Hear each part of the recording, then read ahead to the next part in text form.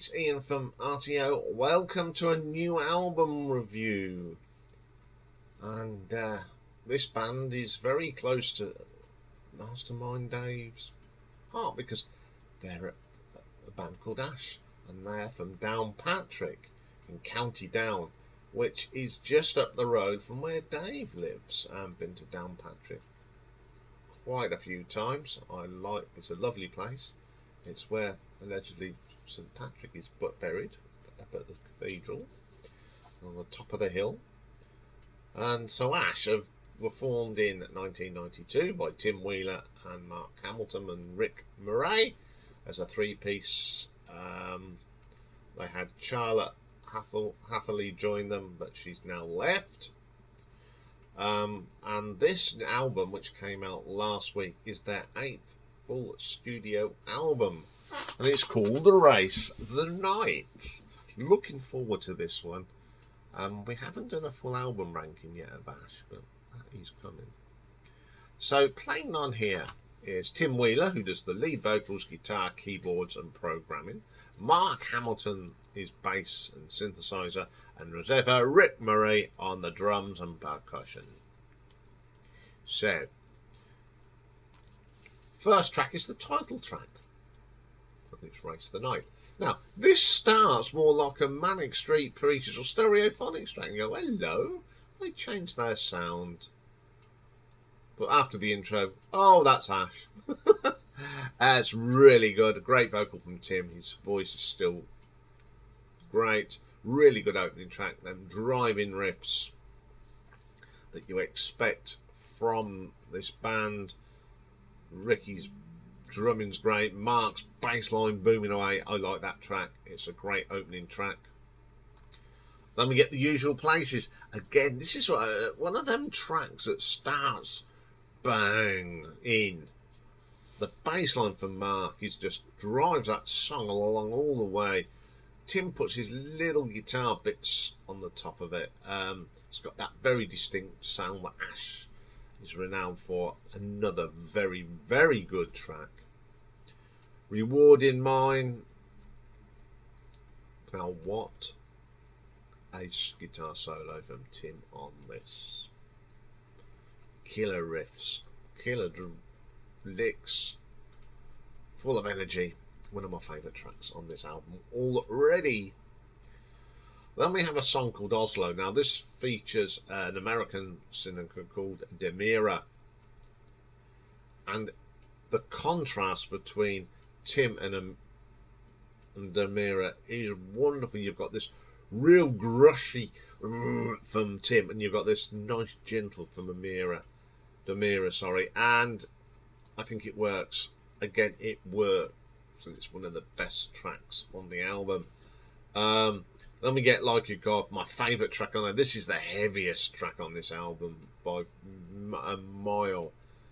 It's got this lovely, rich, slightly distorted bass line from Mark, and the power chords from Tim on this is brilliant. And what they did to Rick's drums, I don't know, but it's got so much power and aggression. Absolutely brilliant track. Then we get Peanut Brown, which is another heavy track. Very, very good. Tim's vocal is fantastic on that. He's still singing with lots of guts. Considering they've been around since '92, they've never really put out a bad album. But this song is incredibly good. Then we get Crashed Out Wasted. This is a little bit too long.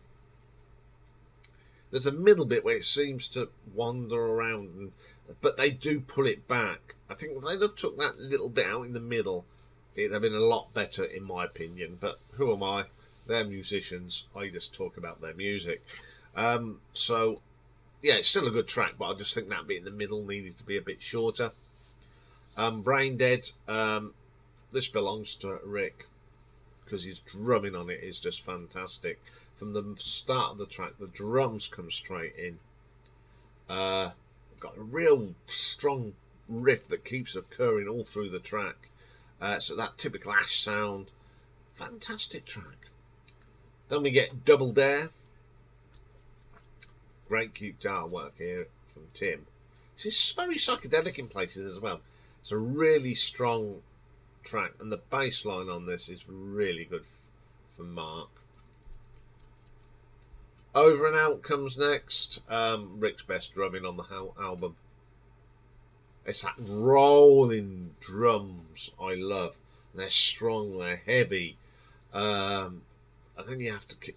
It's one of them songs that builds up. The power chords just get heavier and heavier. Then we have a reprise of Like a God. You know, me and having a reprise, but this is more that it's instrumental bit, just showing the great skills of Tim's guitar work. Great track to end the album. I love this album already. I think it's certainly a lot better than the disappointing 2018's Item Islands. It's a good album, but this one has just blown that out the water.